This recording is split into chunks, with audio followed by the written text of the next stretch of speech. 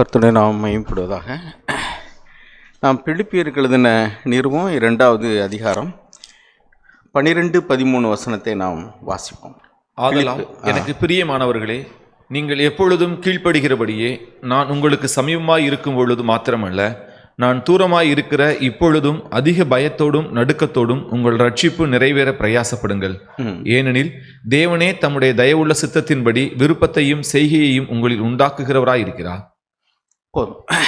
இந்த வசனம் ரட்சிப்பு நிறைவேற பிரயாசப்படுங்க. நான் நேரம் இருந்தாலும் சரி அல்லது வரலைனாலும் சரி, அதான் அதில் எழுதுகிறாரு. நான் நேரம் வரும்போது 12வது வசனம், அதனால் எனக்கு பிரியமானவர்களே, நீங்கள் எப்பொழுதும் கீழ்ப்படுகிறபடியே நான் உங்களுக்கு சௌமியமாக இருக்கும் பொழுது மாத்திரமல்ல, நான் தூரமாக இருக்கும் பொழுதும் அப்படின்னு வாசிக்கிறார். இதனுடைய தொடர்ச்சி எங்கே வருதுன்னா 1ஆம் அதிகாரம் 27 வசனம் வாசி. நான் வந்து உங்களை கண்டாலும் நான் வராமல் இருந்தாலும் நீங்கள் ஒரே ஆவியிலே உறுதியாய் நின்று ஒரே ஆத்மாவினாலே சுவிசேஷத்தின் விசுவாசத்திற்காக கூட போராடி எதிர்க்கிறவர்களால் ஒன்றிலும் மறலாதிருக்கிறீர்கள் என்று உங்களை குறித்து நான் கேள்விப்படும்படி எவ்விதத்திலும் நீங்கள் கிறிஸ்துவின் சுவிசேஷத்திற்கு பாத்திரராக மாத்திரம் நடந்து கொள்ளுங்கள். இங்கே என்ன எழுதியிருக்கு அப்படின்னா, standing firm in one spirit with one mind striving together அப்படின்னா ஒரே ஆவியில் ஒரே மனதோடு நிலையாக நின்று அப்படின்னு எழுதுகிறாரு. 2ஆம் அதிகாரத்தில் மறுபடியும் அதை தான் எழுதுகிறாரு. 2-3 வசனத்தை வாசிங்க. நீங்கள் ஏக சிந்தையும் ஏக அன்பு உள்ளவர்களாய் இருந்து இசைந்த ஆத்துமாக்களாய் ஒன்றையே சிந்தித்து என் சந்தோஷத்தை நிறைவாக்குங்கள். ஒன்றையும் வாதினாலாவது வீண் பெருமையினாலாவது செய்யாமல் மனத்தாழ்மையினாலே ஒருவரை ஒருவர் தங்களிலும் மேன்மையானவர்களாக எண்ண கடவீர்கள். போதும். இதுக்கு தான். ஏன்னா இந்த பிலிப்பு சபையை குறித்து ஏற்கனவே சகோதரர்கள் இங்கே பகிர்ந்து கொண்டிருக்காங்க. பிலிப்பு சபையில் வித்தியாசமான மனிதர்கள் எல்லாம் அங்கே வந்து சபையில் இருந்தாங்க. அவர்கள் வந்து படித்தவர்கள், படிக்காதவர்கள், ஏழைகள், பணக்காரர்கள், வித்தியாசமான கலப்படமான ஒரு கலாச்சாரம் நிறைந்த ஒரு சபை. அப்போ அவர்கள் வந்து அவர்களுக்குள்ள ஒரு மனம், ஒரு ஆவியில் ஒருமனப்பாடு வரணும் அப்படின்னா அது தானாக வராது. இங்கே என்ன எழுதுகிறாரு அப்படின்னா, இன்றைக்கி நிறைய பேர் என்ன சொல்கிறாங்கன்னா, தேவனே எல்லாத்தையும் செய்வார், நீங்கள் ஒன்றுமே கிரியை செய்ய வேண்டியதே இல்லைங்கிறார். It is a false grace. இங்கே என்ன எழுதியிருக்கு அப்படின்னா 13வது வசனத்தில் நம்ம வாசிக்கிறோம், God is at work in you. இங்கே வாசிக்கிறோம் 13ஆம் வசனத்தில், God who is at work in you, தேவனே தம்முடைய தயவுள்ள சித்தத்தின்படி விருப்பத்தையும் செய்கையையும் உங்களில் உண்டாயிருக்கிறார் அப்படின்னு தமிழில் போட்டிருக்கு. இங்கிலீஷில் போட்டிருக்கு, தேவன் உங்களுக்குள்ள ஒரு கிரியை தொடங்கி அதை செய்து கொண்டு இருக்கிறார். அப்போ நீங்களும் என்ன செய்யணும்? பயத்தோடும் நடுக்கத்தோடும் தேவனுக்கு பயந்து நீங்கள் உங்களுடைய ரட்சிப்பு நிறைவேறுவதற்கு நீங்களும் ஒர்க் பண்ணணும். பிரயாசப்படுங்கள் அப்படின்னா ஒர்க் பண்ணுங்க. அப்போ தேவன் உங்களுக்குள்ள ஒரு பிரயாசத்தை, ஒரு வேலையை தொடங்கி இருக்கிறார். நீங்களும் என்னோடு கூட இணைந்து அதை செய்யுங்க. ஆண்டவர் சொன்னார், என் நுகத்தடி என்ன செய்யுங்க, உங்கள் மீது ஏற்றுக்கொள்ளுங்க, நான் சாந்தமும் மனத்தாழ்மையாக இருக்கேன். ஒரு பக்கம் நான், இன்னொரு பக்கம் நீங்கள், 2 பேரும் சேர்ந்து செய்வோம். அருமையானவர்களே, எந்த ஒரு வேலையும் தானாக நடக்கும்னு நினைக்கவே கூடாது. நம்முடைய குடும்பத்தில் இப்போ கணவன் மனைவிக்குள்ள ஒற்றுமை வரணும்னா நாம் வந்து we have to work out it. அதான் இங்கே எழுதியிருக்கு. பயத்தோடு நடுக்கத்தோடும் உங்களுடைய ரட்சிப்பு நிறைவேற ஒருமனம் வருவதற்கு, ஆவியில் ஒருமனப்பாடு வருவதற்கு தாழ்மையோடு கூட நீங்கள் வேலை செய்யுங்க. சும்மா நான் சபைக்கு வர்றேன், நான் பைபிள் படிக்கிறேன், நான் ஜெபம் பண்ணுறேன், அல்லது பரிசுத்தவான்களோடு கூட நாங்கள் எல்லாரும் ஐக்கியப்படுறோம், அது மட்டும் சரியாக வராது. ஆதியாகமத்தில் நம்ம பார்க்குறோம், ஏதேன் தோட்டத்தில் ஆதாம் ஏவாள் இருந்த அதே தோட்டத்தில் நன்மை தீன்மை அறியத்தக்க மரத்தின் கனி மாத்திரம் இல்லை, அங்கே ஜீவ விருட்சம் இருந்தது. தொடவே இல்லையா அவங்க? ஜீவ விருட்சம் அங்கே தான் இருந்தது, நடுக்கொண்டு தான் இருந்துச்சு 2 மரமும். அதை அவங்க தொடவே இல்லை. எவ்வளவோ நாள் இருந்திருக்காங்க, அந்த மரத்தின் கனியை புசிச்சிருக்கலாமே, புசிக்கவே இல்லை.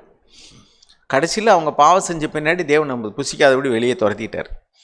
அதே மாதிரிக்க ஆண்டவராக இயேசுவோடு கூட தான் யூதாஸ் காரியத்து இருந்தார். 12 அப்போஸ்தலர்களோட நெருக்கமாக இருந்தார். பணப்பொறுப்பு கூட வச்சுருந்தார். சபையில் ரெஸ்பான்சிபிலிட்டி கூட இருந்துச்சு. ஆனால் இயேசுவோடு கூட அவ்வளவு நாள் பழகினவர், அவர் செய்தது போதித்தது எல்லாத்தையும் கண்டு கேட்டவர் இயேசுவை போல மாறலையே. அதே மாதிரி தான் எலிசா தீர்க்கதரிசியோட கூட இருந்தவர் கேயாசி.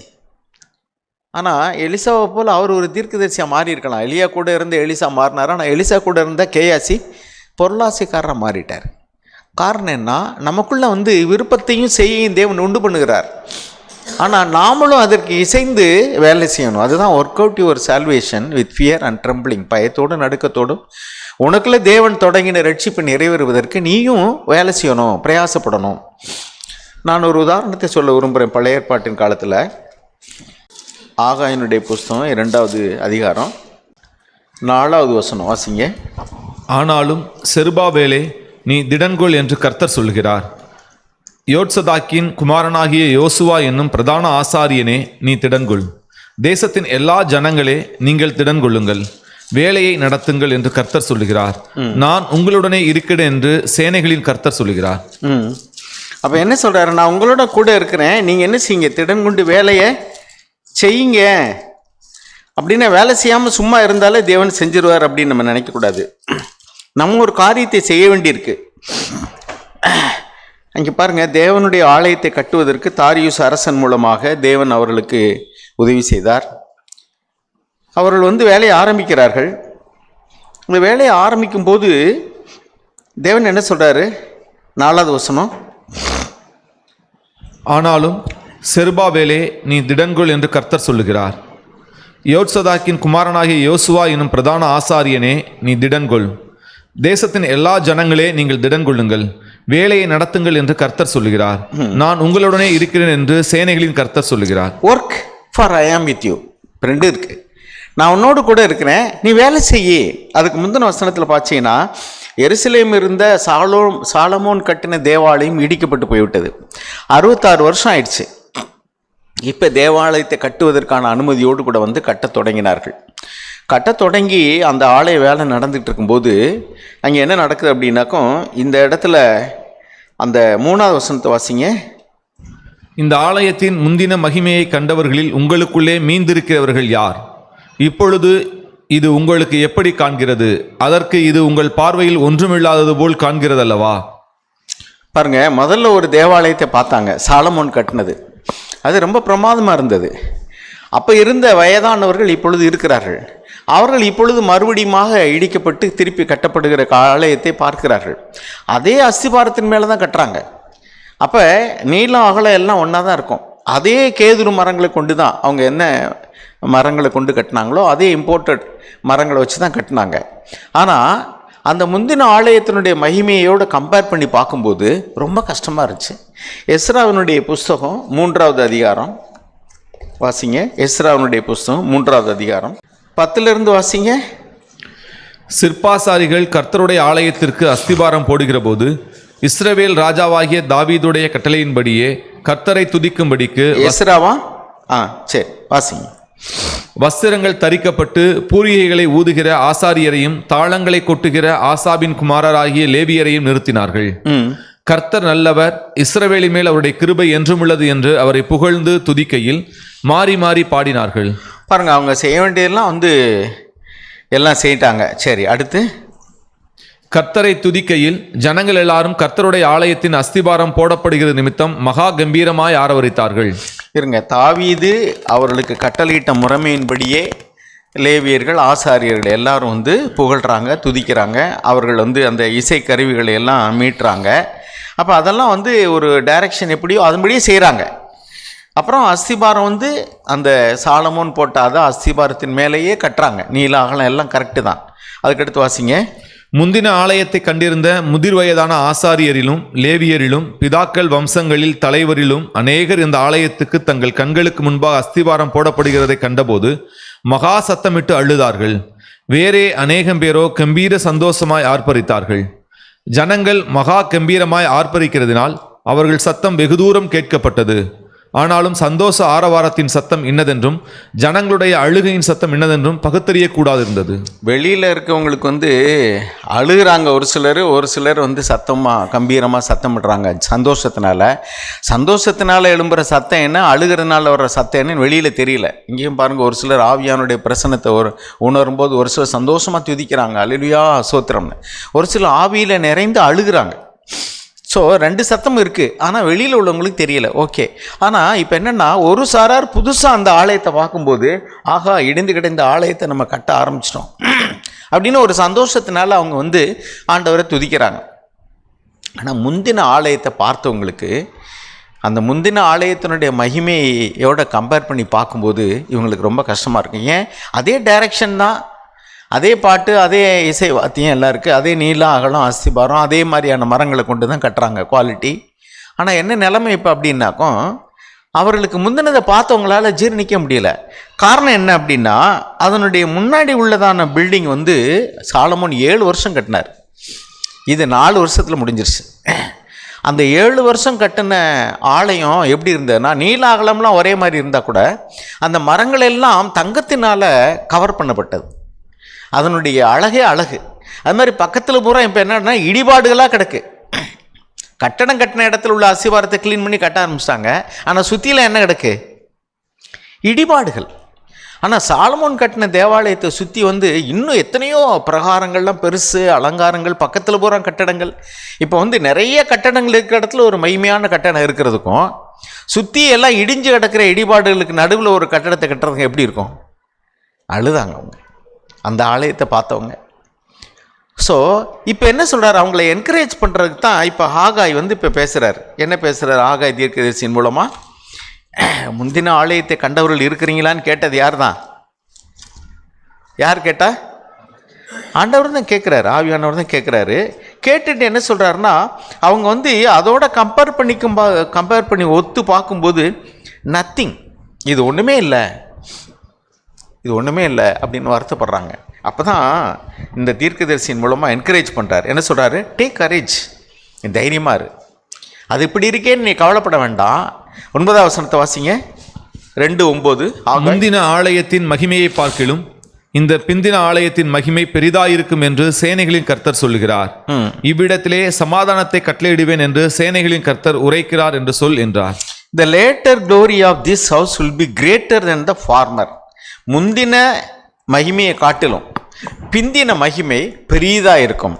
லூக்கா எழுதின சுவிசேஷம் 2ஆம் அதிகாரம், இதை அப்படியே வச்சுக்கிடுங்க, மறுபடியும் வருவோம். லூக்கா 2:27-32 வாசிங்க. பிந்தின மகிமை என்ன பெருசாக இருக்குது? ஆலயம் அதே அளவு தான் சைஸு, அது மாதிரியான அலங்காரமும் கிடையாது, சுற்றுப்புற சூழ்நிலைகளும் அதே மாதிரி கிடையாது. அதான் ஒர்க் அவுட் பண்ணுங்கப்பா, ஒர்க் பண்ணுங்க, நான் உங்களோட கூட இருக்கிறேன். பிந்தின மகிமை வந்து பெரிதாக இருக்குங்கிறார். பிந்தின மகிமை எப்படி பெருசாக இருந்துச்சு அப்படின்னா, அதை காட்டிலும் அவங்க தங்கம்னா அவங்க பிளாட்டினத்துலேயோ வைரத்துலேயோ கவர் பண்ணிடல, அதில் சுற்றி உள்ள இதுகள்லாம் இதாகிடுச்சுன்னு இல்லை. பிந்தின மகிமை எப்படி பெருசாக இருந்துச்சுன்னா பாருங்கள், 2:27 லூக்கா. அவன் ஆவியின் ஏவுதலினால் தேவாலயத்திலே வந்திருந்தான்.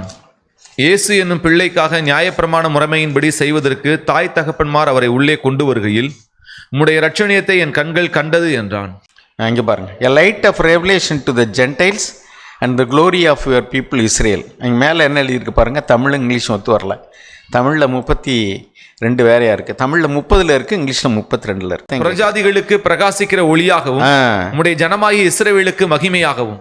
ஓகே, என்ன எழுதியிருக்குன்னா, a light of revelation to the Gentiles and the glory of your people Israel. Israel ஜனங்களுடைய மகிமையை நான் கண்டேங்கிறார். அப்படின்னு என்ன அர்த்தம்? அந்த ஆலயத்தில் தேவன் ஆவியினால் பிரசன்னமாக இருந்தார், இந்த ஆலயத்தில் இயேசு தாமே பிரசன்னமாக இருக்கிறார். இயேசு ஆண்டவரே வந்து குழந்தையாக கொண்டு வர்றாங்க அந்த ஆலயத்துக்குள்ளே. எவ்வளோ பெரிய மகிமை இது! God himself physically. அப்போ தான் இந்த மகிமை இஸ்ரேலுக்கு மகிமையாக ஆண்டவரே இங்கே வருகிறார். சாலமோன் கட்டின ஆலயம் இடிச்சிட்டாங்க. இயேசு ஆண்டவர் பிறக்கும் பொழுதே அது இல்லை, அதுக்கு பின்னாடி கட்டப்பட்ட ஆலயம் தான் இருந்தது. அந்த ஆலயத்துக்குள்ள தான் ஆண்டவர் போனார், பிரசங்கம் பண்ணார். அப்போ அது எவ்வளோ பெரிய மகிமை பாருங்கள். ஆக முந்தின மகிமையை காட்டிலும் பிந்தின மகிமை எப்படி பெரியது அப்படின்னா, அலங்காரத்தினால் அல்ல, தேவனுடைய பிரசன்னத்தினால். இப்போ அப்படி தான் நம்முடைய குடும்பங்களில் நம்ம வந்து பெரிய வீடை கட்டலாம், வசதியாக இருக்கலாம், அதல்ல. அந்த மகிமையை காட்டிலும் எந்த மகிமை பெருசுனா, அங்கே வந்து ஒருமனை இருக்குது, அங்கே ஒரு சமாதானம் இருக்குது, அங்கே ஒரு சந்தோஷம் இருக்குது. அது சின்ன வீடா பெரிய வீடா, அது சுற்றி உள்ளதெல்லாம் எப்படி இருக்குது, அதல்ல. அது தங்கத்தினால் அலங்கரிக்கப்பட்டதா, அல்லது இப்போ பாருங்கள் வீடுகளை கட்டி நிறைய ஃபர்னிச்சர்ஸு எல்லாம் நிறைய நம்ம வசதிகளை பெருக்கி இருக்கிறோம், அது கரெக்டு தான். அது வந்து உலக பிரகாரமாக பார்த்தா அது மகிமையாக தான் இருக்குது. ஆனால் தேவன் எதை மகிமைன்னு சொல்கிறாரு? பெரிய பிரகாரங்களையும் அல்லது தங்கத்தினாலான அலங்காரங்களையும் சொல்லலை. பிந்தின மகிமை பெருசாக இருக்கும்னா இயேசு ஆண்டவருடைய பிரசன்னம் அங்கே இருக்கு. ஒரு வீட்டில், நம்ம வீட்டில் வந்து இயேசு ஆண்டவருடைய பிரசன்னம் இருக்கா? எங்கே 2 பேர் 3 பேர் ஒருமனப்பட்டிருக்கீங்களோ அவர்கள் மத்தியில் நான் இருப்பேன். இப்போ வந்து பிலிப்பியரில் நம்ம வாச்சோம், work out your salvation with fear and trembling. நான் இருக்கும்போது மாத்திரமில்ல, நான் இல்லாட்டாலும் பரவாயில்ல. அப்படின்னா நீங்கள் வித்தியாசமான மனிதர்களாக இருந்தாலும் உங்களுக்குள்ள ஒற்றுமை இருக்கணும், ஆவியில் ஒருமனப்பாடு இருக்கணும். அதுக்கு நீங்கள் ஒர்க் பண்ணணும். அந்த தேவாலயத்தில் வந்து முந்தின மகிமையை போல் இல்லைன்னு நினைக்கிறீங்களா? பிந்தின மகிமை அதை விட பெருசாக இருக்கும்ப்பா. But work out it. சும்மா நம்ம வந்து பாருங்கள், அந்த அதே ஆகாயினுடைய புஸ்தகத்தில் இங்கே எடுங்களேன். சபைக்கு வர்றதுனால நம்ம வந்து இப்போ இன்றைக்கி நிறைய பேர் இப்படி தான், பெற்றோர்கள் வந்து பிள்ளைகளை சர்ச்சுக்கு அனுப்புகிறாங்க, சண்டே கிளாஸ்க்கு அனுப்புகிறாங்க. அவங்க வேலை முடிஞ்ச மாதிரி நினைக்கிறாங்க. நம்ம ஒர்க் பண்ணணும். நம்ம வந்து நமக்குள்ளே ஒருமனை வரணும்னா ஒர்க் பண்ணணும். அப்படின்னு என்ன அர்த்தம்? நம்ம ஆண்டவரை நோக்கி, ஆண்டவரே எனக்கு உதவி செய்யுங்க, என்னால் மன்னிக்க முடியல, எனக்கு நேசிக்க முடியல. அங்கே பிலிப்பியரில் எழுதுகிறாரு, தனக்கானதை மட்டும் தேடாத, பிறதுக்கானதையும் தேடு. மற்றவங்கள உன்னை காட்டில் முக்கியமானவங்கள நினை. அவங்க படித்தவங்களா இருக்கலாம், படிக்காதவங்களா இருக்கலாம், ஏழையாக இருக்கலாம், பணக்காராக இருக்கலாம், நாகரிகம் உள்ளவங்களாக இருக்கலாம், இல்லாமல் இருக்கலாம். ஆனால் அவங்கள காட்டில் முக்கியமானன்னா ஆவிக்குரியவர்கள் நினைன்னு சொல்லலை. இந்த சாக்கு அடிக்கடி பேசும்போது சொல்லுவார், இயேசு கிறிஸ்து வந்து சீசருடைய கால்களை கழுவினார் அப்படின்னா அவங்கள முக்கியமானவர்களாக கருதினார். அதனால தான் அவங்கள ஹானர் பண்ணுறோம். ஒருத்தர் வீட்டுக்கு வந்தால் வாங்கன்னு சொல்கிறோம், அவங்களுக்கு வரவேற்கிறோம், உபசரிக்கிறோம், முக்கியமாக கருதுகிறோம். ஆனால் அவங்கள காட்டிலும் இயேசுவை காட்டிலும் சீசர்களால் வளர்ந்தவர்களா, ஆவிக்குரியவர்களான்னு கேட்டால் இல்லை. அப்படின்னா ஆவிக்குரியவர்கள்ங்கிற முதிர்ச்சியை சொல்லலை அவர். முக்கியமானவங்கன்னா எல்லாருமே நமக்கு முக்கியமானவங்க. அவங்கள வந்து கனம் பண்ணுறணும். ஒருத்தரையும் அசட்டையாக நினைக்கக்கூடாது, அற்பமாக நினைக்கக்கூடாது, அவங்கள கனம் பண்ணணும். அப்போ சபையில் வரக்கூடிய எல்லா சகோதரர்களும் வித்தியாசமானவர்களாக இருந்தாலும் நம்ம ஒரு மதிக்கணும். You must value them as more important. உங்களை காட்டில் முக்கியமானவர்களாக நினைக்கணும். நான் அவங்களோட முக்கியமானவன் நீ நினைக்கக்கூடாது. அதில் தான் உங்களுடைய ரட்சிப்பு நிறைவேற பயத்தோடும் நடுக்கத்தோடும் பிரயாசப்படுங்கிற அவங்களுக்குள்ள ஒருமனை வரணும்னா அது தானாக வராது. அதுக்கு ஒரு உதாரணத்தை அவர் சொல்கிறார் பாருங்களேன். நம்ம ஆவிக்கவர்களோடு கூட பழகுறோம், பரிசுத்தவான்களோடு கூட பழகுறோம், தேவாலயத்துக்கு வர்றோம், இல்லை சபைக்கு வர்றோம், உடனே நம்ம பரிசுத்தமாகிறாங்கன்னோம்னா இல்லை. அங்கே பாருங்கள் 2வது அதிகாரத்தில் ஒரு உதாரணத்தை சொல்கிறார். 12ஆம் வசனத்திலிருந்து வாசிங்க. அதற்கு ஆசாரியர்கள் பிரதியுத்தரமாக பரிசுத்தமாகாது என்றார்கள். இல்லை, அதுக்கு முந்தின வசனத்திலிருந்து வாசிங்க. ஒருவன் தன் வஸ்திரத்தின் தொங்கலிலே பரிசுத்த மாம்சத்தை கொண்டு போகையில், பரிசுத்த மாம்சம்னா பலியிடக்கூடிய பாவ நிவாரண பலி, குற்ற நிவாரண பலி, அப்புறம் அப்படி நிறைய தகன பலி, இப்படிலாம் பலி இருக்குது, ஸ்தோத்திர பலி. இப்படி ஏதோ ஒரு பலி நீங்கள் அங்கே வந்து கொண்டு வரீங்கன்னு வச்சுங்களேன். அந்த பரிசுத்தமான மாம்சத்தை கொண்டு வர்றதுனால அந்த துணியில் தூக்கிட்டு போறியா, அது பரிசுத்தமாயிடுமா? வாசிங்க. அதை தொட்டதுனால தன் வஸ்திரத்தின் தொங்கல் அப்பத்தை ஆகிலும் சாதத்தை ஆகிலும் திராட்சை ரசத்தை ஆகிலும் எண்ணெயை ஆகிலும் மற்றெந்த போஜன பதார்த்தத்தை ஆகிலும் தொட்டால் அது பரிசுத்தமாகுமோ என்று நீ ஆசாரியரிடத்தில் வேத நியாயத்தை பற்றி கேள் என்று சேனைகளின் கர்த்தர் சொல்லுகிறார் என்றார். அதற்கு ஆசாரியர்கள் பிரதியுத்தரமாக பரிசுத்தமாகாது என்றார்கள். பிணத்தால் தீட்டுப்பட்டவன் அவைகளில் எதையாகிலும் தொட்டால் அது தீட்டுப்படுமோ என்று ஆகாய் பின்னும் கேட்டான். அதற்கு ஆசாரியர்கள் பிரதியுத்தரமாக தீட்டுப்படும் என்றார்கள். அப்பொழுது ஆகாய், அப்படியே இந்த ஜனங்களும் இந்த ஜாதியாரும் என் சமூகத்தில் இருக்கிறார்கள் என்று கர்த்தர் சொல்லுகிறார். அவர்களுடைய கைகளின் எல்லா கிரியைகளும் அப்படியே இருக்கிறது. அவர்கள் அங்கே கொண்டு வந்து படைக்கிறது தீட்டுப்பட்டிருக்கிறது. அப்படின்னா என்ன அர்த்தம் அப்படின்னா, அவர்கள் வந்து எப்படி அசுத்தமானதை தொட்டால் உடனே தீட்டாயிடுது, பரிசுத்தமானதை தொட்டால் அது வந்து பரிசுத்தமாகிறது இல்லை. பரிசுத்தவான்களோடு கூட நம்ம ஐக்கியப்படுறோம், சபைக்கு வர்றோம், பழகுறோம். ஆனால் நம்ம பரிசுத்தமாகிடுறது இல்லை ஆட்டோமேட்டிக்காக. இயேசுவோடு பழகின யூதாஸ் பரிசுத்தமாகலை, எலிசாவோடு பழகின கேயாசிப் பரிசுத்தமாகலை. நமக்குள்ள அறிவு இருக்குது, பரிசுத்த வேதாகமத்தை படிக்கிறோம், வார்த்தைகளை கேட்குறோம், ஜெபம் பண்ணுறோம், சபைக்கு வர்றோம், வேறு என்னென்னமோ செய்கிறோம். ஆனால் நம்ம இன்னும் பரிசுத்தமாகாமல் இருக்க முடியும். ஒரு போதகர் வந்து சபையில் எப்பொழுது வார்த்தையை சொன்னாலும் அவர் அடிக்கடி கேட்பாராம், உங்களுக்கு விளங்குதா, உங்களுக்கு புரியுதா, நான் சொல்கிறது புரிஞ்சுக்கிட்டீங்களான்னு கேட்பாராம். அதில் ஒருத்தர் எப்போ பார்த்தாலும் வந்து ஆளாக தலையாட்டிட்டு நல்லா புரியுது பிரதர், நல்லா புரியுது, நல்லா விளங்குது அப்படின்னு சொல்லுவாராம். ஒரு முறை அவர் நேரடியாக அவர் வீட்டுக்கு போயிருந்தாராம். அந்த வீட்டுக்கு போன அன்றைக்கி அந்த சகோதரி, அவர் இல்லையா, அந்த சகோதரி அவரை பற்றி அவ்வளோ சொன்னாங்களா, ஐயோ அந்த பிரதர் ஒன்றுமே இப்படி செய்கிறாரு அப்படி செய்கிறாருன்னு ஏகப்பட்ட கம்ப்ளைண்ட் தான்.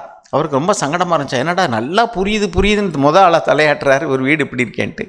அப்புறம் அடுத்த நாள் வந்து அந்த பிரதரை பார்த்து பேசினாராம். பிரதர், நான் உங்கள்கிட்ட ஒன்று பேசணும், நான் பேசுகிறதுலாம் உங்களுக்கு புரியுதா? நல்லா புரியுது பிரதர், எல்லாமே நீங்கள் விளங்கிட்டீங்களா? நல்லா விளங்கிட்டேன். ஆனால் உங்கள்கிட்ட நான் ஒன்று சொல்லணும்னு தோணுது. நீங்கள் வாழ்க்கையில் அப்படி கீழ்ப்படிஞ்சு உங்கள் குடும்பத்துலலாம் இருக்கிறீங்களா? இல்லை பிரதர். அப்போ நீங்கள் நல்லா புரியுதுன்னு சொல்கிறீங்களே, அதுக்கு என்ன அர்த்தம்? புரியுது, எனக்கு விளங்குது, இப்படி தான் நடக்கணும்னு தெரியுது. அப்போ நீங்கள் நடக்கிறீங்களா? இல்லை. ஏன்? என்னால் முடியல பிரதர். இப்படி தான் அநேகருடைய நிலைமை இருக்குது. அப்போ ஆண்டவர் என்ன சொல்கிறாரு? எப்பா நீ பார்க்குறது கேட்குறது பரிசுத்தவான்களோடு கூட ஐக்கியப்படுறது அது மட்டும் போதாது. அப்போ என்ன செய்யணும்? நான் ஒர்க் அவுட் யுவர் சால்வேஷன், உன்னுடைய ரட்சிப்பு நிறைவேறதுக்கு பிரயாசப்பட்டு நான் உன் இருதயத்தில் வந்து விருப்பத்தை உண்டு பண்ணுறேன், செய்யை உண்டு பண்ணுறேன், ஆவியை தர்றேன், ஆவியில் பலனை தர்றதுக்கு நான் ரெடியாக இருக்கேன். நீ கேளு. நான் ஒரு பக்கம் நுகத்தை பிடிச்சிருக்கேன், நீ பக்கம் என்னோடு கூட என் நுகத்தடி ஏற்றுக்கொள். அப்போ நாம் வந்து எதுவுமே தானாக வராது. நீதிமொழிகள் 24வது அதிகாரம் 30-31 வசனத்தை எடுங்க. சில பேர் வந்து கிரியையே வேண்டாம், எல்லாம் தேவனுடைய கிருபை தான், அதனால் நீ எதுவுமே செய்ய வேண்டாம். இங்கே என்ன சொல்கிறாரு? நீ செய்யுங்கிறாரு. அப்படின்னா என்ன அர்த்தம் அப்படின்னா, ஏன் நான் சொல்லியிருக்கேன் ஏற்கனவே, இலவசமாக அரிசியை தர்றோங்கிறாங்க ரேஷன் கடையில். அது வந்து விலையில்லை, இலவசம்தான். ஆனால் நீ ரேஷன் கடைக்கு போய்த்தான் வாங்கணும். இது வந்து கிரியைன்னு கத்துனீங்கன்னா அது கிரியை தான்ப்பா, அது கிரியை இல்லையா? அதுக்கு வந்து கிரியையினால் நீ செய்கிற இலவசம், நீ வந்து இங்கேருந்து ரேஷன் கடைக்கு நடந்து போகிறதுனால அரிசி கொடுக்கல, அவங்க அரிசி ரெடியாக கொடுக்குறாங்க, நீ போய் அதை வாங்கணும். அரிசிக்கு விலை கிடையாது, ஆனால் நீ போகிறது நீ தான் போகணும். அதே மாதிரி தான் தேவனுடைய கிருபையினால தான் ரட்சிப்பு. நம்ம பிரயாசப்படுறதுனால மட்டும் நம்ம ஜெயம் பெற்ற முடியாது. ஆனால் தேவன் என்ன சொல்கிறாருன்னா, நீ பிரயாசப்படு, நான் உனக்கு உதவி செய்வேன். என்னால் உங்களால் ஒன்றும் செய்ய முடியாது. ஆனால் நீ ஒன்றுமே செய்யாமல் இருந்தீன்னா நானும் ஒன்றும் செய்ய மாட்டேன். உங்கள் பிரயாசத்தை பார்த்து, நீங்கள் பாடுபடுகிறத பார்த்து தேவன் உங்களுக்கு என்ன செய்வாராம்? வெற்றியை தருவார், பலனை தருவார். அப்போ நாம் வந்து விசுவாசிக்கணும், நம்மளால் முடிந்த அளவு பிரயாசப்படணும். ஆண்டவரே எனக்கு உதவி செய்யன்னு கேட்கணும். எதுவுமே நான் செய்ய மாட்டேன் அப்படின்னா ஒன்றுமே நடக்காது. நம்முடைய குடும்பத்தில் சமாதானம் இல்லை, ஒருமனை இல்லை, கணவன் மனைவிக்கு ஒற்றுமை இல்லை. Work out your salvation. பயத்தோடு நடுக்கத்தோடு ஆண்டவருக்கு முன்னாடி பிரயாசப்படுங்க. ஆண்டவரே, நான் எந்த பகுதியில் தோற்று போயிருக்கிறேன்? என் வார்த்தைகள், என் கிரியைகள், என் செய்கைகள், என் நடத்தை, என் பேச்சு, நான் எங்கேயாவது மற்றவங்களுக்கு அவங்களுக்கு இடரலாக இருக்கிறேனா? பிள்ளைகள், அந்த பிள்ளைகளை வளர்க்குறதுல நம்ம பிரயாசப்படுறோமா? இங்கே பார்க்குறேன் பாருங்கள், நீதிமொழிகள் 24:30-31 வாசிங்க. சோம்பேறியின் வயலையும் மதியினனுடைய திராட்சை தோட்டத்தையும் கடந்து போனேன். இதோ அதெல்லாம் முள்ளுக்காடாயிருந்தது. நிலத்தின் முகத்தை காஞ்சொறி மூடினது, அதன் கற்சுவர் இடிந்து கிடந்தது. வாசிங்க. அதை கண்டு சிந்தனை பண்ணினேன், அதை நோக்கி புத்தி அடைந்தேன். இன்னும் கொஞ்சம் உறங்கட்டும், இன்னும் கொஞ்சம் கை முடக்கி கொண்டு நித்திரை செய்யட்டும் என்பாயோ? உன் தரித்திரம் வழிபோக்கனைப் போலும், உன் வறுமை ஆயுதம் அணிந்தவனைப் போலும் வரும். போதும். சோம்பேறி, அவனுடைய வயலை கடந்து போனேன், அதெல்லாம் முள்ளுக்காடாக இருந்தது. எரேமியா 4:3 வாசிங்க. எரேமியா 4:3. ஒரு நிலம் அப்படின்னா அந்த நிலத்தை வந்து தேவன் நமக்கு கொடுக்குறாருன்னு வச்சுக்கோங்களேன். அந்த நிலத்தை விளையிறதுக்கு மழையை கொடுக்குறாரு, அதில் விதைக்கிறதுக்கு விதையை கொடுக்குறாரு. போதுமா? தானே விளைஞ்சிருமா? நம்ம என்ன செய்யணும்? அந்த தரிசு நிலத்தை நாம் வந்து அது முள், அதில் உள்ளதான புதர்கள் எல்லாவற்றையும் வெட்டி அகற்றி சுத்தம் பண்ணணும். அப்புறம் அந்த இடத்த உழுகணும். அப்புறம் உழுது அதை நிலத்தை பண்படுத்தி பிறகு வந்து அதுக்கு உரங்கள்லாம் போடுவாங்க, அடி உரம், மேல் உரம்லாம் போடுவாங்க. போட்டு அப்புறம் என்ன செய்கிறோம்? நம்ம தண்ணி பாய்ச்சி அப்புறம் விதையை நம்ம விதைக்கிறோம். அப்போ தான் அது வந்து பலன் தரும். அது விதைச்சி விட்டால் மட்டும் போதுமா? விதைச்சிக்கிட்டு தண்ணி பாய்ச்சி எத்தனையோ பூச்சிகள் வரும், அதெல்லாம் நம்ம வந்து அதுக்கு மருந்தடிக்க வேண்டியிருக்கு, அதை பராமரிக்க வேண்டியிருக்கு. அப்போ தான் அந்த தோட்டம் வந்து எப்படி இருக்கும் அப்படின்னா செழிப்பான ஒரு ஏதேன் தோட்டத்தை போல் இருக்கும். எப்படி இருக்குது? அதுக்கு பின்னாடி நிறைய பேர் ஒர்க் பண்ணுறாங்க. இப்போ இங்கே நம்ம சர்ச்சை வந்து பார்க்குறவங்க ஒரு சில கேட்டாங்க, இது கட்டி எவ்வளோ வருஷம் இருக்கும் பிரதர்? 20 வருஷம் ஆச்சு. 2004 கட்டினது, இப்போ 20 இயர்ஸ் ஆயிடுச்சு. இப்போ 20 வருஷம் ஆச்சா? நல்லா புதுசாக மாதிரி மெயின்டைன் பண்ணுறீங்களே. எப்படி நிறைய பேர் ஒர்க் பண்ணுறாங்க. நீங்களே சொல்லுங்கள். நம்ம எல்லோரும் இங்கே ஜெபம் பண்ணுறதுனால புதுசாக இருக்காது. இன்னும் ஒருத்தர் பேச மாட்டேங்கிறீங்க. நம்ம எல்லாம் ஜெபம் பண்ணுறதுனால தேவன் அப்படியே ஜி பூம்பா எல்லாம் புதுசாகவே இரு அப்படின்னு சொல்கிறாரு. என்ன இல்லை, we work at it. Toilet clean பண்ணுறோம், அடிக்கடி பெயிண்ட் அடிக்கிறோம், ஏதாவது ஒட்டடை அடிக்கிறோம், லெட்டினை க்ளீன் பண்ணுறோம், அதுக்குள்ளே என்னென்ன போடணுமோ போடுறோம், நம்ம ஜெபமும் பண்ணுறோம். ஓகே, ஒன்றுமே பண்ணாமல் நாம் வந்து கையை கட்டிட்டு நான் ஜெபம் பண்ணுறேன் ஆண்டவரே சோத்திரம். சோத்தை வச்சுக்கிட்டு ஜெபம் பண்ணால் கூட வயிற்றுக்குள்ளே போகாது, கை நாள் அள்ளி வச்சா தான் போகும். So we have to do something. ஆனால் தேவன் நமக்கு உதவி செய்வார். நம்மளால் செய்ய முடியாத பகுதிகள் நிறையா இருக்குது. நீங்கள் ஜெபம் பண்ணலாம், பைபிள் படிக்கலாம், அல்லது பிள்ளைகளை கண்டிக்கிறோம். பாருங்கள், சில பெற்றோர்களை பார்த்துக்கிறேன், சில குடும்பங்கள் வந்து தேவனுடைய பக்தியுள்ள குடும்பம். அந்த பிள்ளைகள் அவர்கள் வளர்ந்து பெரியவர்கள் ஆகும் பொழுது அங்கே ஒரு அமைதி இருக்குது, சமாதானம் இருக்குது, ஒற்றுமை இருக்குது, ஐக்கியம் இருக்குது. ஆனால் சில வீடுகளில் பணம் இருக்குது, வசதி இருக்குது, ஆனால் ஒற்றுமை இல்லை, ஐக்கியம் இல்லை. காரணம் என்ன அப்படின்னா, அந்த பெற்றோர்கள் தங்கள் கடமையை சரியாக செய்யலேன்னு அர்த்தம். அந்த ரெஸ்பான்சிபிலிட்டி எடுத்துக்கிடணும். Have you work out it? உன் குடும்பத்தை ஒரு அமைதியான தேவனுடைய ஏதேன் தோட்டத்தை போல் மாற்றுறதுக்கு நீ ஒர்க் பண்ணியா? கணவன் மனைவிக்குள்ள சமாதானம்லாம் நீ ஒர்க் பண்ணியா? நீ என்ன செய்யணுமோ அதை செஞ்சியா? மன்னிப்பு கேட்டியா? அடுத்து உன்னுடைய வார்த்தையில் அல்லது நடத்தையில் உள்ளதான தவறுகளை நீ உணர்ந்தியா? எபேசியர் 6:4 பார்க்குறோம். பிள்ளைகளை வளர்க்குற பொறுப்பு வந்து தகப்பனுக்குள்ளது. பிதாக்களே, கர்த்தருக்கேற்ற சிட்சையிலும் போதனையிலும் உங்கள் பிள்ளைகளை வளர்ப்பீர்களான்னு எழுதியிருக்கு. நம்முடைய சபைக்கு வந்து ஒரு சகோதரன், அவருடைய பிள்ளைகள், நாங்கள் அவங்கள பார்க்குறதுக்காக போவோம். ஒரு பக்கத்து ஊரில் இருந்தாங்க. அங்கே சாயங்காலம் இங்கேருந்து ஆஃபீஸ் முடிட்டு பையை தூக்கி போட்டு வீட்டுக்கு கூட வராமல் விழுந்தடிச்சு போய் அங்கே போவோம். அவங்க வீட்டில் என்ன செய்வாங்கன்னா, ஆடு மாட்டுக்கு வந்து இப்போ கடலை செடியால்னே வைக்கலால்னே எல்லாம் போட்டுட்டு தண்ணி காமிச்சிட்டு இந்த வர்றேன் பிரதர், இந்த வந்துடுறேன் பிரதர்ம்பாங்க. நாங்கள் ஒரு 10 நிமிஷம் 1/4 மணி நேரம் உட்காந்து பின்னாடி தான் வருவாங்க. அந்த பிள்ளைகளை சேர்ந்து வேலை செய்வாங்க. சரி, பிரதர்ஸ் வருவாங்கன்னு தெரியும், சீக்கிரமே வேலையை முடிச்சு ரெடியாக இருப்போம். கிடையாது. அந்த பிள்ளைகள் மோசம் போயிட்டாங்க. அதே மாதிரி இங்கே யூத் மீட்டிங் நடக்கும். அந்த பிரதர் வந்து சொல்கிறார், பிரதர் யூத் மீட்டிங் முடிஞ்சு போனால் ஒரு பஸ்ஸை மிஸ் பண்ணிடுவோம், 1.5 மணி நேரம் ஆகும் பிரதர், வெயிட் பண்ண வேண்டியிருக்கோம், கொஞ்சம் பாப்பாவை நான் கூட்டிகிட்டு போட்டுமா? இன்னும் என்ன அர்த்தம்? இங்கே வேலை செய்கிறவங்க அவங்க என்ன சம்பளத்துக்கு வேலை செய்கிறாங்க. யூத் மீட்டிங் எடுக்கிறவங்க சண்டே கிளாஸு. இப்போ சண்டே கிளாஸ் டீச்சர்ஸ் என்கிட்ட வந்து சொன்னாங்க, எல்லாருக்கும் ப்ரைஸ் கொடுக்க சொல்கிறீங்க, சில பிள்ளைகள் வர்றதே இல்லை, பெற்றோர்கள் கண்டுக்கிறதே இல்லை. சில பிள்ளைகள் ரெகுலராக வர்றாங்க, வசனம் படிக்க சொன்னால் படிச்சுட்டு வர்றாங்க. எப்படி அந்த பிள்ளைகளை படித்து வருதுங்க? அந்த பிள்ளைகளுக்கெல்லாம் வந்து ஜீபும்பா ஆண்டவர் அப்படியே மனசில் பதிய வச்சுட்டார். நோ, அந்த பெற்றோர்கள் அந்த பிள்ளைகள்கிட்ட வந்து வசனம் படிச்சியா, ஸ்கூலுக்கு ஹோம்ஒர்க் பண்ணியான்னு கேட்குற மாதிரிக்கு வந்து படிச்சியா, எங்கே சொல்லு, திரும்ப சொல்லு, என்கிட்ட சொல்லு அப்படி சொல்லி. அன்றைக்கி திருப்பத்தூர் போயிருந்தேன். அந்த முகாமில் ஒவ்வொரு பிள்ளைகளும் 10 வசனம் கிட்டு கிட்டு கிட்டு கிட்டு கிட்டு கிட்டு கிட்டு கிட்டுன்னு அடிங்க. ஆச்சரியமாக இருந்துச்சு. அந்த பிரிட்டோ தான் வந்திருந்தார், கேளுங்க. இப்போ நானே சொன்னேன், எப்படி இத்தனை வசனத்தை அப்படி சொல்கிறாங்க? அவங்க வீட்டில் அந்த பிள்ளைகள் வந்து ட்ரில் எடுத்திருக்காங்க. அவங்க ஒவ்வொருத்தருக்கும் இந்த டிஃபன் பாக்ஸ் ப்ரைஸ் கொடுத்தாங்க. Very good. அப்போ ஒரு வசனத்தை கூட பிள்ளைகள் எழுந்திரிச்சு முன்னாடி நின்றுட்டு இங்கேருந்து அம்மாவை சொல்லி கொடுத்துட்ருப்பாங்க. வீட்டில் நீங்கள் சொல்லி கொடுத்துருக்கோம்ல, சொல்லலை. அடுத்த பிள்ளைகள் வந்து ரொம்ப கிடுகிடுன்னு சொல்லுது. எப்படி? ஒருவேளை அந்த பிள்ளைகளுக்கு நல்ல ஞாபக சக்தி இருக்கலாம், அவங்க பிள்ளைகள் கொஞ்சம் குறைவாக இருக்கலாம், தப்பு கிடையாது. அப்போ கூட கொஞ்சம் நம்ம வந்து எக்ஸ்ட்ரா டியூஷன் கொடுக்குற மாதிரி இந்த பிள்ளைகளுக்கு சொல்லிக் கொடுக்கணும்ல. பாருங்கள், இங்கே யூத் மீட்டிங் நடக்குது. அந்த பிள்ளைய வந்து சீக்கிரமாக பஸ்ஸுக்கு போகணும், வீட்டுக்கு போகணும். சில பேர் வந்து மாட்டை கட்டி போட்டு வந்தேன். இப்போ என்ன சொல்கிறேன்னா, தோட்டத்தில் வேலை நடக்கலைங்க. அந்த தோட்டம் எப்படி இருக்கும்? முள்ளும் புதரும் உறிஞ்சி புதருமா தான் மண்டி போயிருக்கும். சோம்பேறியினுடைய வயல் அது, வேலை செய்யாதவனுடைய வயல். இப்போ நான் என்ன சொல்ல வரேன்னா, நம்முடைய சொந்த வாழ்க்கையில் நம்முடைய இருதயமாகிய நிலத்துலையும் அப்படி தான். நீங்கள் இடத்தையும் சுத்தம் பண்ணிட்டீங்க, உழுதுட்டீங்க, உரம் போட்டிங்க, எல்லாம் பண்ணிட்டீங்க. அடுத்த வீட்டுக்காரங்க கொண்டு அந்த குப்பையை கொட்டுவாங்க.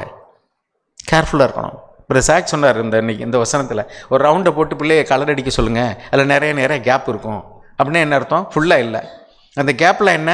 நம்முடைய நிலத்தில் மற்றவங்க கொட்டுற குப்பை. தேவையில்லாமல் அடுத்த வீட்டு பிரச்சனை, ஊர் பிரச்சனை, இதுகளெல்லாம் வந்து ஒருத்தர் குப்பையாக கொட்டிக்கிட்டே இருப்பாங்க. நான் சிலவட்ட பேசிக்கும்போது போட்டு அதுக்கு முன்னாடி என்னென்ன கேட்க மாட்டேன். ஏன்னா தேவையில்லாத குப்பையை கொட்டிக்கிட்டு இருப்பாங்க. நான் என்னத்தையா யோசிச்சுட்டு இருப்பேன். திடீர்னு ஒரு விஷயம் முக்கியமாக தெரியும். அது என்ன அப்படின்னு கேட்டால், சரி இவ்வளோ நேரம் அதுதான் நான் சொல்லிகிட்டு இருக்கேன். நான் எவ்வளோ நேரம் கொட்டின குப்பையெல்லாம் நான் தாங்க முடியாது. என் வீடு, என் இடம், என் மனசு என்ன ஆகிடும்? குப்பை கிடங்காயிரும். அவங்க வீட்டு குப்பையை என் இடத்துல கொட்டுறதுக்கு நான் எதுக்கு அலோவ் பண்ணணும்? சரி, கொட்டிட்டு இங்கிட்டு ஒரு காது இங்கிட்டு கேட்டு இங்கிட்டு விட்டு போயிட்டே இருக்க வேண்டியதான். எது அவசியமான அதை கேட்க வேண்டியதான். அதே மாதிரி தான் நம்ம அரசியல், சினிமா, உலகத்தில் நடக்கக்கூடிய காரியங்கள் எல்லாம் நம்ம கேட்குறோம். தெரிஞ்சுக்கிறது தப்பு கிடையாது. ஆனால் ஒரு அளவுக்கு மேலே வந்து அந்த குப்பையில் நம்ம இடத்துல கொட்டும்போது நல்ல நிலமாகிய நம்முடைய இருதயம் இப்பொழுது குப்பை கடா மாறிடுச்சு. It has spoilt the land. அப்போ விதைக்கிறவனை பற்றி ஓமையை ஆண்டவர் 13வது அதிகாரத்தில் மத்தேயுவில் சொல்லியிருக்கிறார். படித்து பாருங்கள், அதுக்கு விளக்கமும் சொல்லியிருக்கிறாரு. நல்ல நிலமே 3 டைப்பு. வழியறிய விதைக்கப்பட்ட விதை, இப்போ கற்பாறையின் மேலே விதிக்கப்பட்ட விதை, முள்ளுக்குள்ளே விதைக்கப்பட்ட விதைன்னு 3 நிலம் சரியில்லைன்னு வாசிக்கிறோம். ஒன்று முளைக்கவே இல்லை, அது தூக்கிட்டு போயிடுச்சு. ஒன்று முளைச்சி கருகி போச்சு. இன்னொன்று வந்து முளைச்சி முள், உலக கவலை, ஐஸ்வர்யத்தினுடைய மயக்கம். ஐஸ்வர்யத்துக்கு நல்லா எழுதியிருக்கு தமிழில், மயக்கம். சொத்து சோகம் அதிகமாகிடுச்சுன்னா அதில் ஒரு மயக்கம் வந்துடும். அப்புறம் வந்து வேதம் படிக்கிறதுல எதுக்கு தேவையே இல்லைன்னு ஒன்று தோணும் நமக்கு, ஏதோ கடமைக்காக படிக்கிறது. ஆனால் அதுக்கடுத்து வந்து 30, 60, 100 பலன் தருது என்ன? நிலம் ஒன்று தான். அந்த நிலம் வித்தியாசமாக இருக்குது. அந்த நிலத்தை பராமரித்தவர்கள், நல்ல நிலம்னு எழுதியிருக்கு ஒரே வார்த்தையில், நல்ல நிலம். ஆனால் பலன் 30, 60, 100. ஏன்? விதை ஒரே விதை தானே, நல்ல விதை தானே, ஒரே வசனம் தானே, ஒரே செய்தி தானே, ஒரே சர்ச்சு தானே. அப்போ எப்படி ஒவ்வொரு குடும்பத்தில் 30, 60, 100 ஆகுது? ஒருவருடைய பிள்ளைகள் அப்படி பிரமாதமாக இருக்காங்க. ஏன்?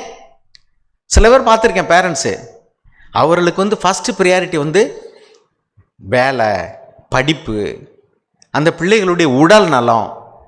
சரின்னு லேசாக முடியலைன்னா வீட்டில் இருக்கட்டும்ன்றாங்க. அதே மாதிரிக்கு அந்த பிள்ளைகளுக்கு என்ன கேட்டாலும் வாங்கி கொடுப்பாங்க. நீ இன்னைக்கு வேலைக்கு போயிட்டு வந்திருக்கண்ணு, சர்ச்சு கூட்டம் அதெல்லாம் அப்புறம் பார்த்துக்கலாம். ஆமருமையானவர்களே, அந்த பெற்றோர்கள் என்ன செய்கிறாங்கன்னு பிள்ளைகள் பார்த்துக்கிட்டு இருக்காங்க. பெற்றோர்கள் பணத்தை முக்கியத்துவப்படுத்துகிறாங்களா, தேவனுக்கு அடுத்தது முக்கியப்படுத்துகிறாங்களா? அவங்க பொய் சொல்லி சம்பாதிக்கிறாங்களா? வாங்கல் கொடுக்கல எப்படி இருக்காங்க? பண ஆசை உள்ளவங்களா இருக்காங்களா இல்லையா? பெருமை உள்ளவங்களா இருக்காங்களா இல்லையா? வயசில் மூத்தவங்களை மதிக்கிறாங்களா இல்லையா? ஏமாத்துறாங்களா இல்லையா? சர்ச்சில் வார்த்தையை கேட்குறாங்க. அறிவு பெருக்குது. அறிவாகிய மரத்தின் கனியை தான் புசிச்சாங்க. யாரு? ஏவாளும் ஆதாம். அங்கே தான் ஜீவ விருட்சம் இருந்துச்சு, அதை தொடவே இல்லை.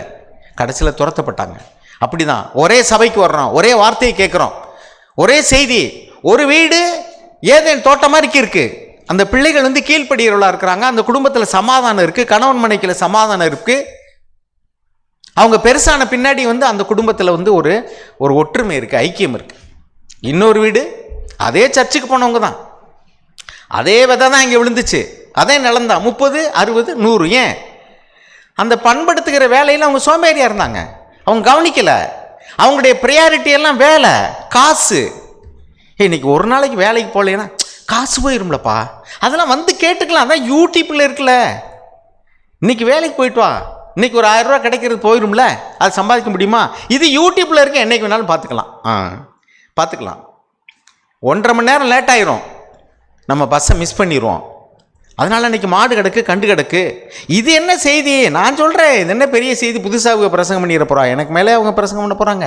எனக்கு தெரியாத பைபிளே சொல்ல போகிறாங்க. பிள்ளைங்கள் நாசமாக போச்சு, குடும்பமே மோசமாக போச்சு. அருமையானவர்களே, என் கண் கூட நான் பார்த்ததை சொல்கிறேன். நான் 40 வருஷமாக கிறிஸ்தவனாக இருக்கிறேன். 1983 இன்றைக்கி 2024 ஆயிடுச்சு. என் அனுபவத்தில் பார்த்ததை சொல்கிறேன். யாரெல்லாம் முதலாவது தேவனுடைய ராஜ்யத்துக்கும் நீதிக்கும் முக்கியத்துவம் கொடுத்தாங்களோ, தங்கள் பிள்ளைகளை கண்டித்து அந்த குடும்பத்தையும் கண்டிப்பையும் தேவனுக்கென்று வளர்க்கணும்னு, நாங்கள் உருவாகணும்னு கேட்ட வார்த்தைகளுக்கு கீழ்ப்படிஞ்சு நடக்கணும், விளைக்கரையை செலுத்த ரெடியாக இருந்தாங்களோ, உழைப்பு கொடுத்தாங்களோ, முக்கியப்படுத்தினாங்களோ, தேவனையும் அவருக்கு அடுத்த காரியத்தை முக்கியப்படுத்தினாங்களோ, தேவனுடைய வார்த்தையை கனம் பண்ணாங்களோ, அவங்களுடைய குடும்பம் ஏதேன் தோட்டம் போல இருக்கு. அவர்களுடைய வளர்ந்த பிள்ளைகள் வளர்ந்து ஒளிவு மர கன்றுகளைப் போல இருப்பார்கள். ஆமாம், பிள்ளைகள் பெருசாகும்போது ஒன்றுக்கொன்று தாய் தகப்பனை கனம் பண்ணுறாங்க, ஒருவருக்கு ஒரு உதவி செய்கிறாங்க. அந்த குடும்பத்தில் சமாதானம் இருக்குது, சந்தோஷம் இருக்குது, ஒற்றுமை இருக்குது. இன்னொருத்தர் நாட் ஒர்க்டு. அதான் வேறு சொல்கிறாரு, பயத்தோடு நடுக்கத்தோடு உங்களுடைய ரெடிஷிப் நிறைவேற பிரயாசப்படுங்கள். தானாக வந்துடும் நினைக்காதீங்க. Don't believe in false grace. God is at work within you. தேவன் கிரியை தொடங்கிட்டாரு, அதை கண்டிப்பாக முடிக்கிறதுக்கு ஆர்வமாக இருக்கிறாரு. ஆனால் சொல்கிறாரு, நான் ஒரு பக்கம் நுகத்தை பிடிச்சி இழுக்கிறேன், நீனு சேர்ந்து இழு, நீயும் வேலை செய்ய. கேட்கறதுக்கு காதுள்ளவர் கேட்கிறவர். ஆமென். தேவன் பேசின வார்த்தைகளை நாம் இருதயத்தில் காத்துக்கொள்வோம். பிரயாசப்பட்டு பயிரிடுகிறவன் பலனில் முந்தி பங்கடைவான். அதுதான் தேவனுடைய வார்த்தையாக இருக்குது. அவனுக்கு பலனை முந்தி அவன் வாழ்க்கையில் அதை அனுபவிப்பான். பிரயாசம் இல்லாமல் எதையும் பெற முடியாது அப்படிங்கிறத நம்ம விளங்கியிருக்கிறோம். ஆனால் பிரயாசப்படுறோமா? பிரதர் சொன்னது மாதிரி எல்லாம் தெரிஞ்சிருக்கு, விளங்கியிருக்கு, புரியுதுன்னு சொல்லிட்டு அந்த சூழ்நிலை வரும்போது மனைவிடத்தில் ஒரு மன்னிப்பு கேட்கணும், பிள்ளைகளிடத்தில் ஒரு மன்னிப்பு கேட்கணும், அல்லது மற்ற யார்ட்டையாவது நம்ம வார்த்தையில் காயப்படுத்தி இருந்தால் கூட நம்ம அந்த சூழ்நிலையில் இறங்கி வர்றோமா? பெரியவங்க சின்னவங்கங்கிற காரியத்தில், கடன் பண்ணுற விஷயத்தில். பிரியமானவர்களே, நாம் இதெல்லாம் கேட்குறோம், நிறையாவே கேட்குறோம். நான் அடிக்கடி இது யோசிக்கிற ஒரு வார்த்தை தான், அதிகமாக கேட்டு இருதயம் கொளுத்து போயிருமோ என் இருதயம் கொளுத்து போயிருமோ, கேட்டோம் இல்லையா, மயக்கம். எல்லாம் சரியாக வரும்போது நமக்கு ஒரு மயக்கம், எல்லாம் சரியாக நடக்குது, எல்லாம் நல்லா இருக்குது, இளைப்பாறுதல் தேவன் தந்திருக்கிறார் அப்படின்னு நினச்சிட்டு அமைதியாக இருக்கும்போது, சபையில் வந்தோம், அப்படியே சகோதரோட ஒரு ஐக்கியத்தை வளர்த்துக்கிட்டோம். அந்த காரியத்தில் நான் உணர்வடைவோம். நான் கேட்டுக்கொண்டிருக்கும் பொழுது நான் அந்த பயத்தில் தான் நிதானித்து பார்த்தேன். ஆண்டவரே, என் இருதயம் கொளுத்து போயிடக்கூடாது.